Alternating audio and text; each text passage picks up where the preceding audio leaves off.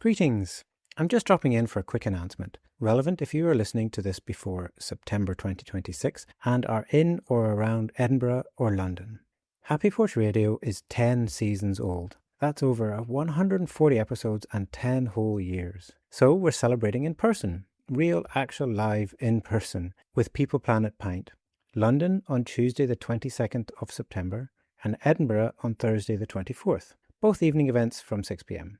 Everyone's welcome, whether the circular economy is your day job or completely new to you. For details and to register, head to happyporchradio.com or search for People Planet Pint. Hope to see you there.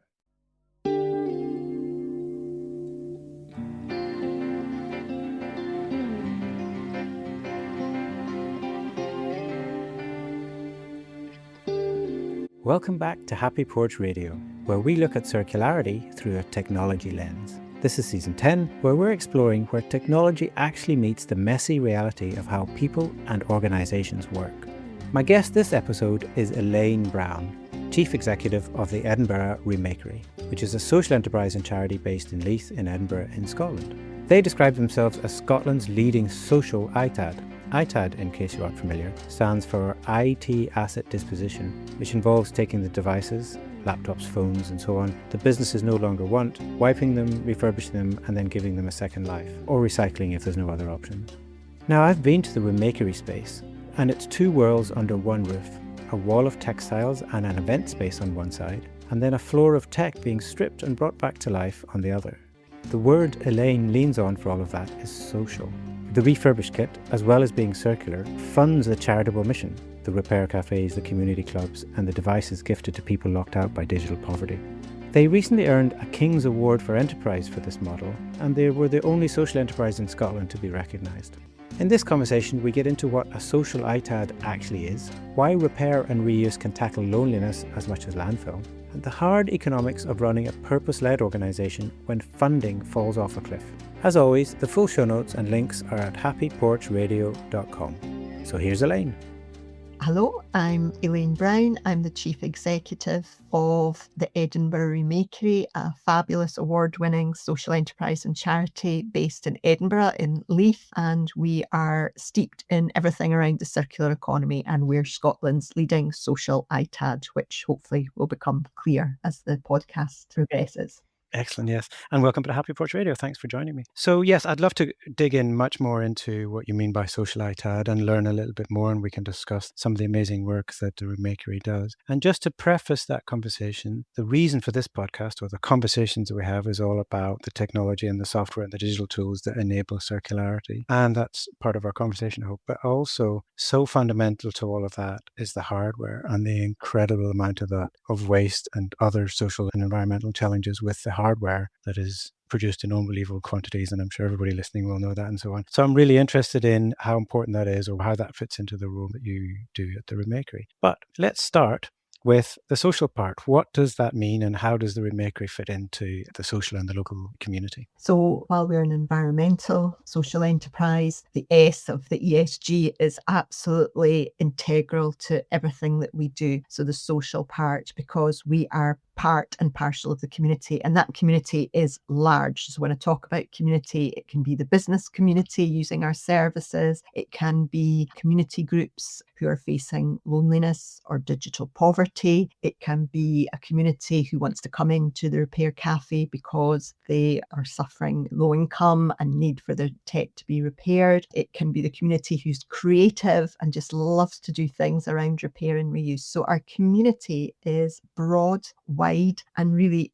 anyone who's interested in the circular economy and repair and reuse is welcome and part of our wonderful community, really trying to make that behavioural change around repair and reuse. And I visited the building that you have in Edinburgh, and it's exactly what you describe. It's amazing. Like, one half of this warehouse has got the ITAD part, the physical handling, and we can talk a little bit about what that looks and how hardware goes to various places and what happens to it. And then the other half is full, as you said, of workshops and the creative stuff and the repair cafe and things like the business breakfast meetings. There's so much that goes on. Tell me a little bit about how that works. Is that something the Remakery provides a building and structure for? How does that work in terms of organisation and the structure of the Remakery? Yeah, so the Edinburgh Remakery is bricks and mortar. It is a shop, and it's very important to me that it is visible on the high street. The amount of times I've been told, oh, just go away into a wee warehouse on an industrial estate somewhere. No, that's not what we're about. We're about being visible, about being mainstream. And so you're right, when people walk in the door, it can seem a weird combination of when they first see it, they'll see a sea of textiles in an event space, and then they'll look to the right, and as you said, they'll see our amazing Social ITAD that's just full of tech. So tech and textiles, how does that work? It's a perfect complement of everything around introducing people to repair and reuse. So our event space, as you were talking about, is really important to us. And in there, it's a combination of our social enterprise activity, so income generation activity around the circular economy, but also the charitable mission happens in there as well. For instance, the community clubs that we run are part of our charity, so we rely on funding for that. And so community groups come in and they do workshops with us around repair and reuse. So it might be learning to sew, it might be learning to use a sewing machine, it might be coming and doing some book art with things that would have been destined for landfill, all part of tackling loneliness. And repair and reuse is very mindful, and often when people are busy doing that, they start to open up and chat, and we get to the heart of trying to make them less lonely, trying to make them feel welcome.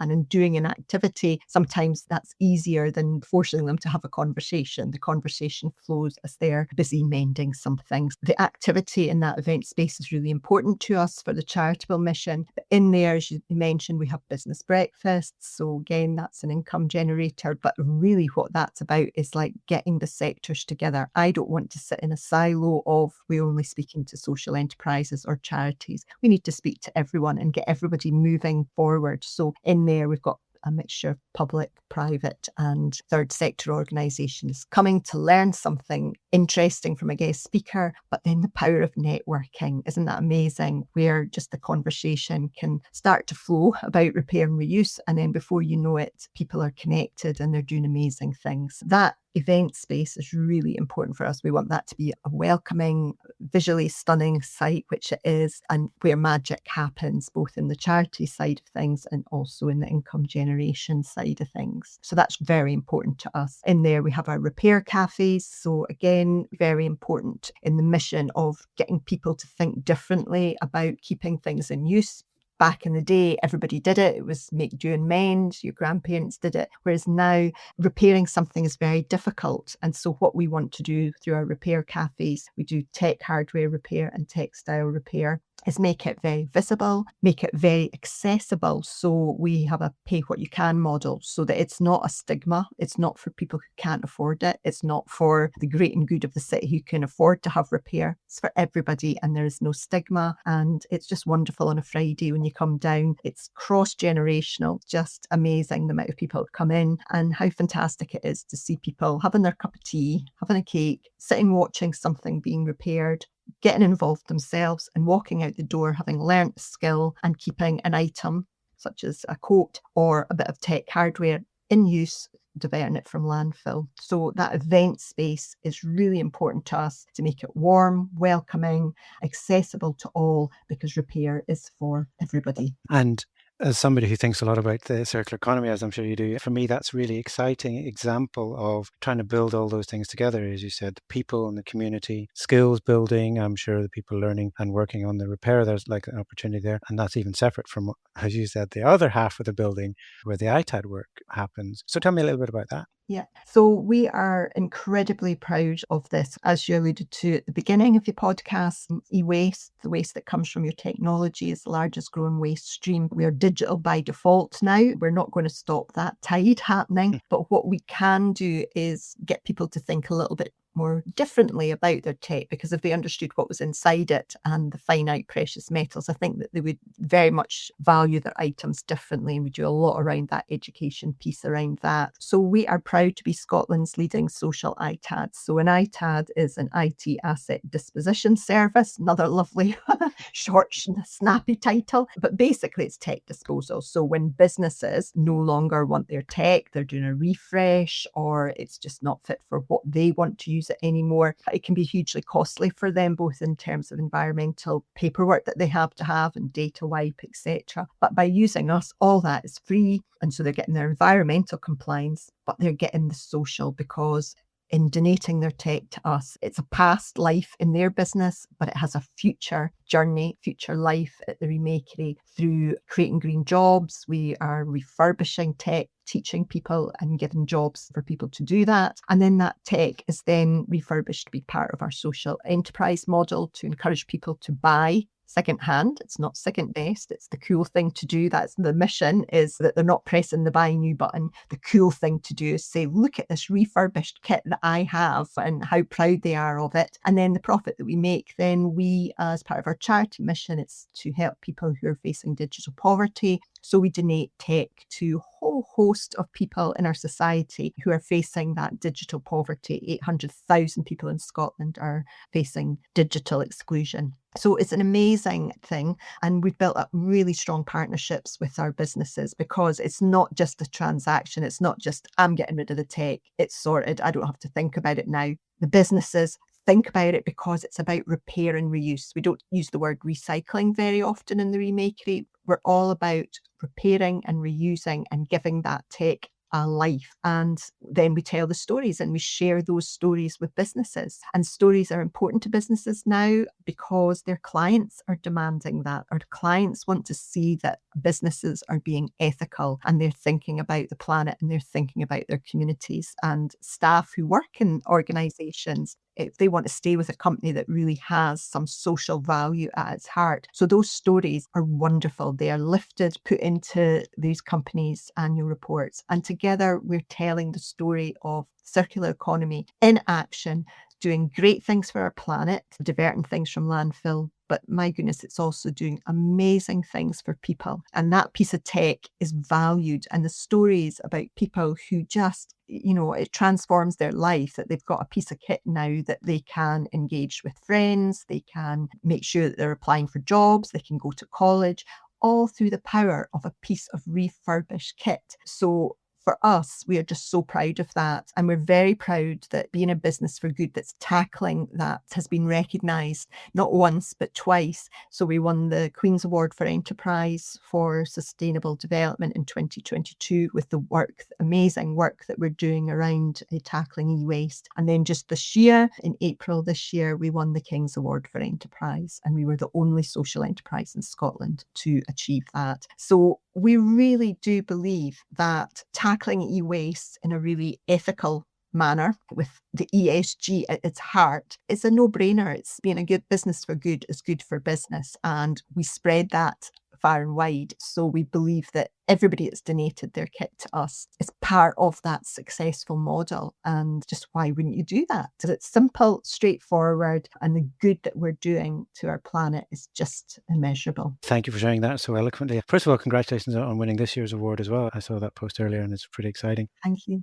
And well deserved, I'm sure. And because there's so much there of what you've covered, like there's so much going on, and at the core of it sounds like as well is the people, like there's a connection to the community and the charitable side and the event space. And also you explicitly mentioned green skills and jobs, and then the inclusion and digital poverty side of the mission as well. So there's so many things going on there. And I'd love to come back to the stories and things in a minute as well. But just from your own point of view, if you don't mind me just taking a step back, because obviously you've been involved with the Remakery for a while now. And so has this always been like a part of your own mission to make this happen? Is this where it's all been driven from? What's the story behind it? I think it's really great that you mentioned this on a day that Scottish school children are receiving their exam results, because I always tell people that you can't plan your career sometimes. It's a wiggly line and it's about going through one door changes everything. I always say to people, don't think that you've got to map out your career, because I certainly didn't. I studied history at uni, never thinking that one day I would be doing e-waste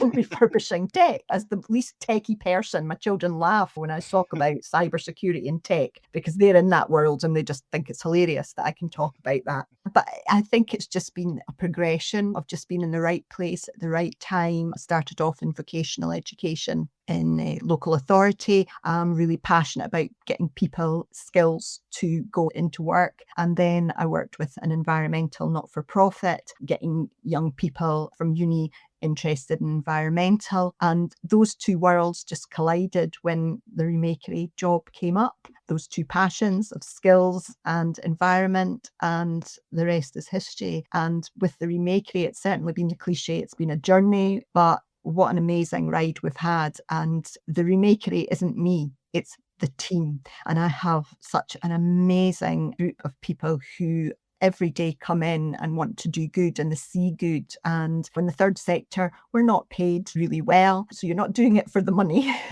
To feel like you're making a difference, I think all my staff really feel that. And a lot of them, school wasn't for them, but they've got a skill and they're seeing that skill recognised and they're putting it into practice. And a lot of them are tech geeks. Your theme, you were saying technology is magic. All my tech team on the ITAD side would absolutely agree with that. They absolutely love it. They love from the e-waste operatives who are opening up tech and taking out bits and identifying what could be used for repair, right the way through to the hardware technicians who've got such amazing skills at bringing things back. And they all love tech and they love the magic of bringing it back to life or segregating a part that's not going to go to landfill, but it's going to be used somewhere else. Again, my journey has just been, spotting and identifying opportunities and then being very fortunate to be in the right place at the right time, speaking to the right people, building those partnerships, because we've not done it by ourselves. We've done it because it's been collaboration. So I couldn't have planned where I am today,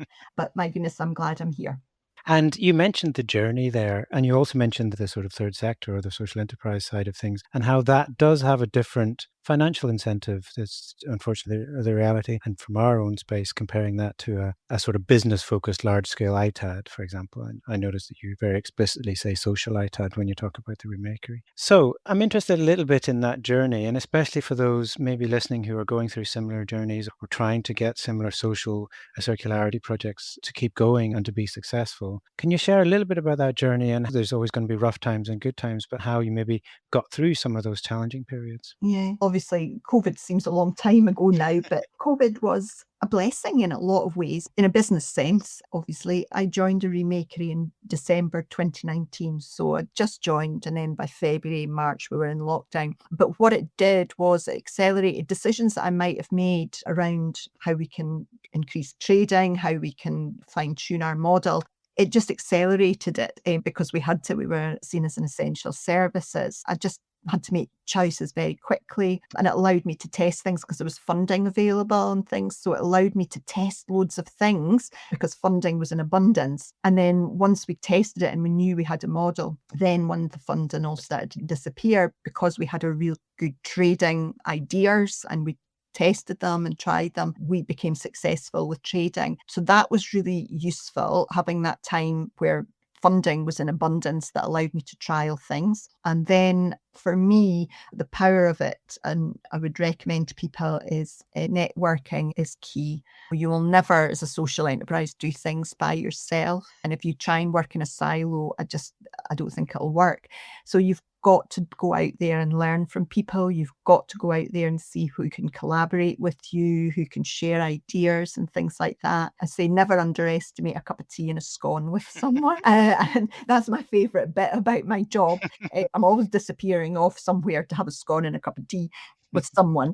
And that's been really successful. So I know that there's a lot of social enterprises out there that say, oh, we're just so busy doing the do that we don't have time to do all that or whatever. My argument is you don't have time not to do that. That has been the key thing. And we've got some amazing collaborations. We're so fortunate. We're working with so many people. We've got one of our Tech Donation boxes in the Scottish Parliament. We have got huge companies that partner with us. We've had 3M, the people that make post-it notes, come in and send 4 consultants to spend a month with us at the Remakery. Us, a wee social enterprise in Leith, are attracting global people. We had the head of AI for 3M come and work with us. It's just mind-boggling. But it's about the power of sharing our story, being in the right rooms, talking endlessly about what we do, and getting people really enthused and wanting to be part of it. I would say to other social enterprises, you've got brilliant stories, but those stories are no use just sitting in your own head. You've got to get people really excited about what you do. And I think that's what we've done at the Remakery, is get people really just wanting to come along on the ride with us. Yeah, I have to say I do like it when I see one of the Remakery boxes somewhere around the city. It's cool.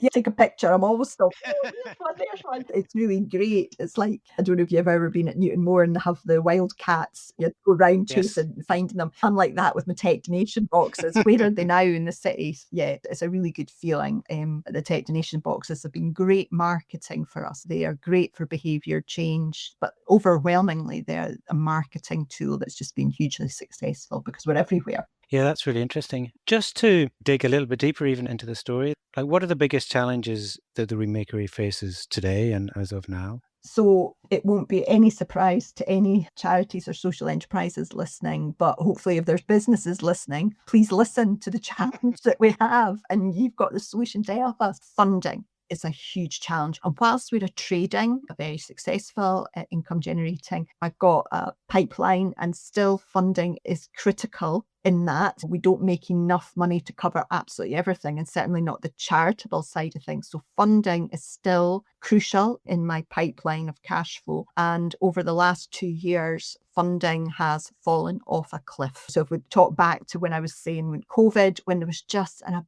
abundance of funding and funders didn't scrutinise and didn't get in your way. They were just like, here's money, we trust you, get on with it. It was brilliant. Brilliant. Now you've got all funders asking for different things, funders who only want the new shiny things. So rather than my tried and tested model, you just want the money to continue to doing something really great because you know it works.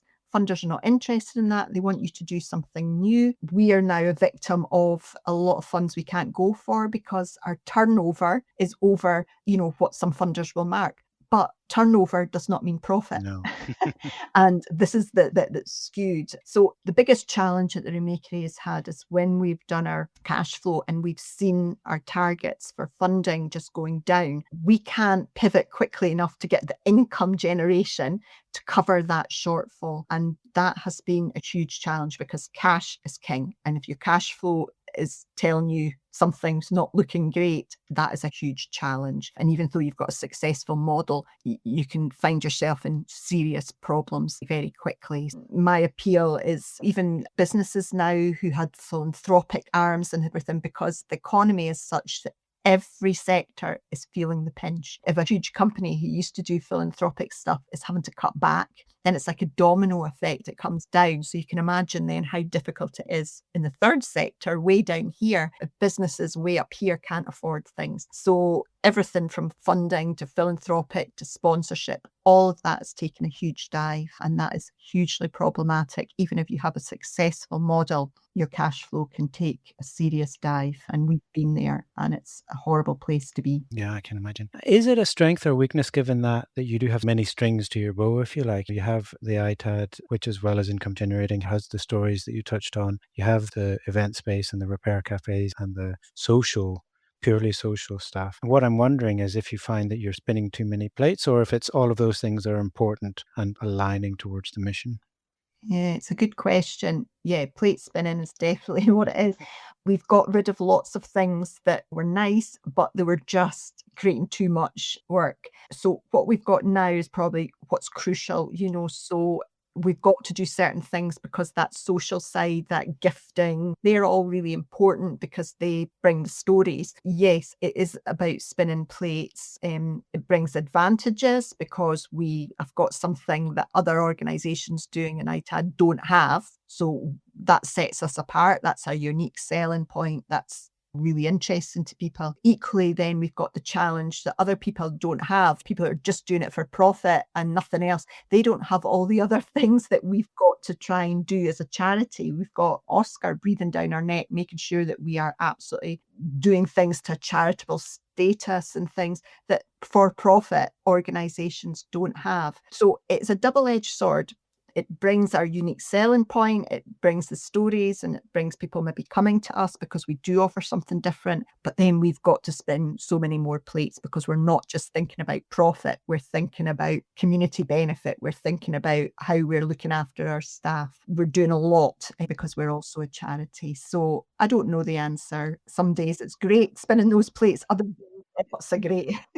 It's less good. Yeah, fair. Totally fair. So you mentioned being embedded in the community. And as you said, somebody coming along and helping with things like isolation, helping with skills development and so on. And that's something that I'm really intrigued by. And I think is a really important part of how I define the circular economy or circularity, in that something that is locally embedded. The Remakery's ambition is not to be a multinational ITAD with data centers everywhere, but its ambition is to have this massive impact in the community. I'm paraphrasing, so let me know if I've got that wrong. But to me, that seems like so fundamental, and the way you described it as a social ITAD, that I think that feels like, I don't know if I'm trying to say if that's so important or so incredibly powerful, but is that a way that, so for example, as you mentioned, this great team and volunteers, is that one of the solutions to overcoming some of these challenges that you mentioned? Well, firstly, although we're called Edinburgh Remakery, we're really Scotland's Remakery because our social ITAD goes all across the UK. We've been down to London to collect tech and way beyond, and all across Scotland, because we will help communities through our digital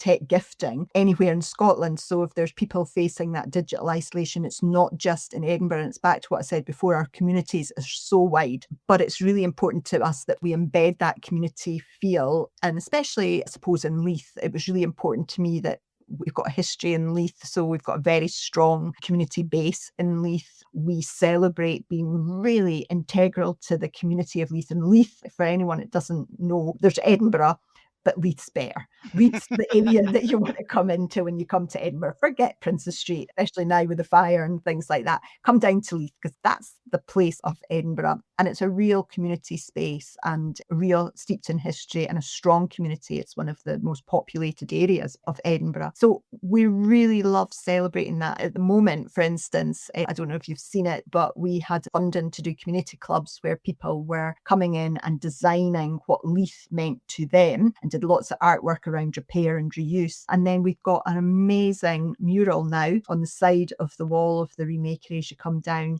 that depicts what Leith means to the people of Leith. And it is fantastic. And it was born out of repair and reuse and using different materials that would have gone to the landfill to create the story. The people of Leith love it. And I love when I look out the window and I see people taking pictures of it, standing. We had people signing who'd been involved in it and everything. And they might not know that is a circular economy. I don't care if they don't use that terminology. I don't even care if they don't use repair and reuse, but they have been involved in that, and it's created a shift and it's created a pride. So I don't know if I'm answering your question, but communities being involved, it's like our tech donation boxes. We've had them in libraries and schools, school kids getting so enthused about donating their old tech. And then that circular message of your tech today, we are a partner with the Royal Mint and they take our old motherboards and extract the gold. You know, the school kids love the story of your old motherboard in your computer today could be a ring on David Beckham's finger because it's been made into gold. And kids are so excited and so enthused. Now, they might not know that as repair and reuse, but they'll never forget that using their tech for good ideas into the community. I don't care how they come to me, whether it's because they're low income and they need to buy tech at an affordable price, or it's because they're really creative and want to do a piece of mural work, or if it's because they're so passionate about the environment. I don't care how they come to me, because whatever way they come to me, they will learn something about circular economy and it will create a little bit of a behavioural shift. And it's the same with businesses. When they come to me, they might come to me for all different kind of reasons, and it might not be environmental. It might be purely because it's the bottom line that they are thinking about. But I don't care, because together we're still telling that story and they're still doing the right things. So community is very important. Whatever pinch point they come to us, they will be part of a circular economy story. You mentioned twice in our conversation the word pride, and I think that's really interesting. And I could hear the energy and passion in your voice there when you're talking about moving from, oh, there's this waste problem to, oh, I've got this cool story about this thing, which, as you said, that mind shift from there's throw it away, it's waste, or it's not as good as, or whatever, but that this is a cool thing that I've done with what used to be a computer, or my computers, or whatever, my clothes, whatever, has got a story behind it. And that, I think, I personally also get excited about that idea, because it doesn't matter about the terminology or how intellectual or academic they are about it. If you can experience that on a very physical and emotional level, that's the whole point, isn't it? That's where the change will come. It really is. When people come away on my repair cafe and, you know, their buttons come off their top, They don't need a new jacket. They just need the skills to put the button on. And we've lost those skills. And it's a great feeling when they've learned how to do that and they're walking out the door. They will value that jacket much more than they would ever have valued a jacket that they just spent a little bit of money in certain shops, and you don't feel that pride. It's the same when people come in and they suddenly know how to fix their computer and they've learnt that skill and they're walking out the door going, I've learnt a skill and I'm really proud that this thing's, keeping going. The sense of pride you have in something when you've repaired it and looked after it, it's a buzz that you don't get when you just simply buy the buy new button.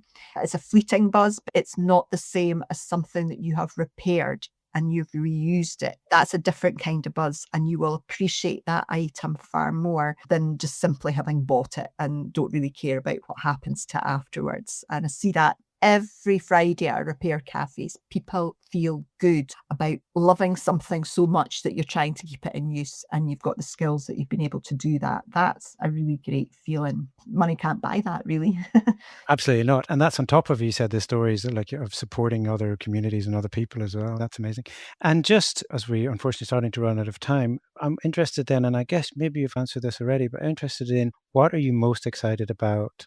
Like we've talked about the past and the story of where we got to and the challenges and the current situation. So I talked to you earlier in the podcast about the challenges of funding taking a dip and having time to try and pivot quickly enough to income generate to cover that dip and cash flow being king. And that's been a huge challenge for the Remakery. And I've had to try and find a way to navigate myself out of that. And I really do think that we've got a brilliant business value proposition. We've shown that. We've shown year on year turnovers increased, our collaborations increased. So this is the new journey for the Remakery, our growth with purpose, to really sort of elevate that. I don't want to, I think you said, I don't want to be worldwide.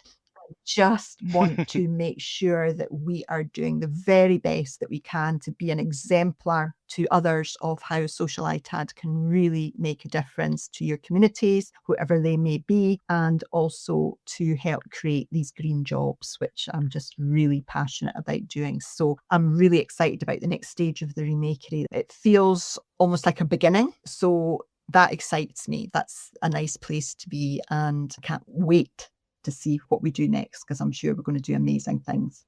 Amazing. That is a wonderful place to finish this conversation as well. And I'm really excited to see where that goes and to support and be involved and cheer from the sidelines and all those things. So just finally, for those who are listening who want to find out more about the Remakery and more about what you just said in terms of the next stages and the exciting opportunities to get involved, where should they go? So go onto our website, edinburghremakery.org. And for me, it's if there are businesses out there and you've got tech and you want your ESG to go woo, then why aren't you giving me a call? We can do amazing things in collaboration to help digital poverty, to create green jobs, to get your staff enthused in what you as a business do. So yeah, that to me, it's a no-brainer. You've got tech, we've got the skills, let's work together. Brilliant. Thank you so much. And as usual, we'll put all those links into the show notes in wherever you're listening to this podcast and also on HappyPorchRadio.com. But just as a reminder, that's edinburghremakery.org.uk. Thank you so much. That was a really fun conversation. Thanks for joining me. Thank you very much. Bye-bye. So that's it for this episode. Thank you again to Elaine for joining me and for all the work she and the team are doing in Leith and across Scotland. If you want more from Happy Porch Radio, join the mailing list at HappyPorchRadio.com and we'll keep you in the loop. Thanks for listening and see you next time.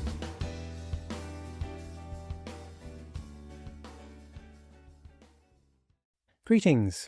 I'm just dropping in for a quick announcement, relevant if you are listening to this before September 2026 and are in or around Edinburgh or London. Happy Porch Radio is 10 seasons old. That's over 140 episodes and 10 whole years. So we're celebrating in person. Real, actual, live, in person, with People Planet Pint. London on Tuesday the 22nd of September and Edinburgh on Thursday the 24th. Both evening events from 6 p.m. Everyone's welcome, whether the circular economy is your day job or completely new to you. For details and to register, head to HappyPorchRadio.com or search for People Planet Pint. Hope to see you there.